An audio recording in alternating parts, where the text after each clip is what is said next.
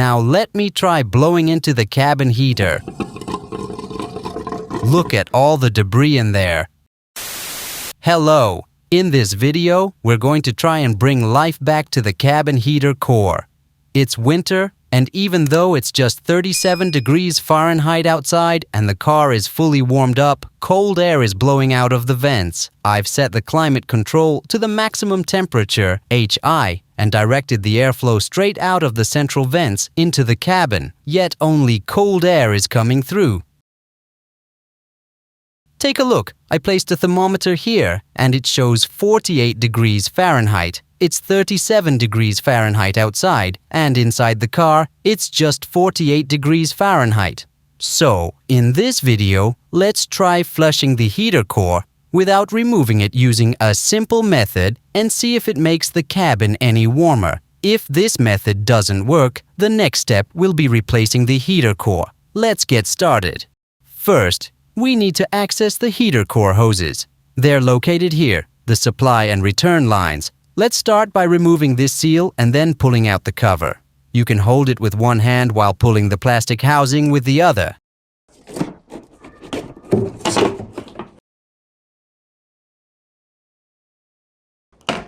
Now the housing is off and we can access the supply and return hoses of the cooling system connected to the cabin heater. Here they are. The top one is the return and the bottom one is the supply. Since it's tricky to work in this space, let's remove the battery for easier access.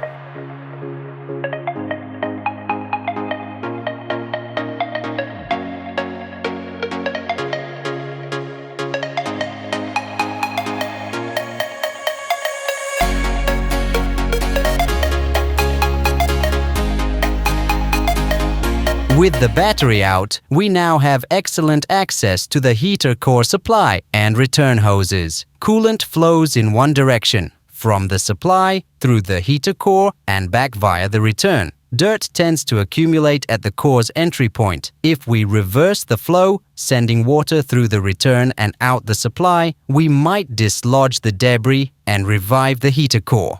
One way to do this is by swapping the hoses. I've done this a couple of years ago, barely managed, but it worked. You just swap the return hose to the supply and vice versa. This reverses the flow direction. However, there's a downside. The debris dislodged from the heater core can get stuck elsewhere in the system. To avoid this, we'll disconnect the hoses completely and connect temporary ones to flush the heater core with water through bottles. Afterward, we'll swap the hoses to reverse the flow and test the heater core. Carefully disconnect the hoses. Don't worry, there shouldn't be much coolant spilling out. With the hoses off, we'll attach temporary ones to the heater core outlets for flushing. I'll heat a silicone hose to fit snugly. It's 20 millimeters in diameter, just like the fittings. There's a slight ridge on the fitting, but heating the hose should help it slide over. After softening the hose in hot water, it slipped right onto the fitting. I decided to blow into the hose to push out any remaining coolant. Look at all the dirt that came out with the coolant. Now let's flush the heater core by attaching another silicone hose to the other fitting, connecting them to bottles for the flushing process.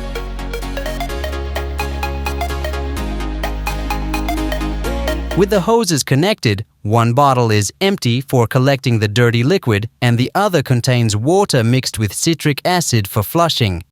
I've prepared 2 liters of water mixed with 20 grams of citric acid, a concentration strong enough for cleaning but not too aggressive. We won't leave it in for long, just enough for a couple of passes. The citric acid solution is already in the bottle, heated to about 122 degrees Fahrenheit. I'll attach the bottle to the hose and squeeze it to push the solution through the heater core. The second bottle will catch the dirty liquid, showing how much debris comes out. As I squeeze the bottle, the solution is pushed through the heater core. I can already see dirt coming out. I'll alternate flushing in both directions, squeezing liquid through from one bottle and catching it in the other. This will dislodge debris from both sides of the heater core.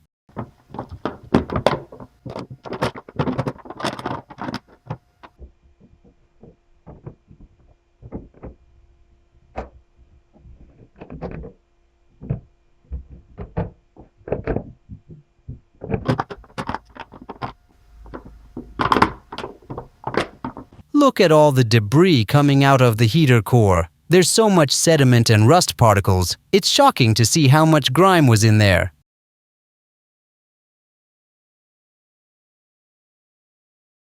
After about 10 minutes of flushing, I switched to clean distilled water to rinse out the citric acid. I repeated this about 3 times until the water ran clear. Now that the heater core is clean, I'm swapping the supply and return hoses. This will allow the car to circulate coolant through the core in reverse. Let's install the battery, refill the coolant, and run the engine to let it circulate. Once the system clears any remaining debris, we'll swap the hoses back to their original positions and test the heater. We've driven the car a bit, and the heater hoses are still reversed. Both the supply and return are hot, meaning the coolant is flowing well. Even though there's still some air in the system, the coolant is circulating in reverse. Now we'll shut off the engine, swap the hoses back to their original positions, bleed the air, and check the results. The hoses are back in place, the supply is connected to the bottom fitting, and the return to the top. Let's bleed the air by loosening the clamp on the upper hose until coolant flows out.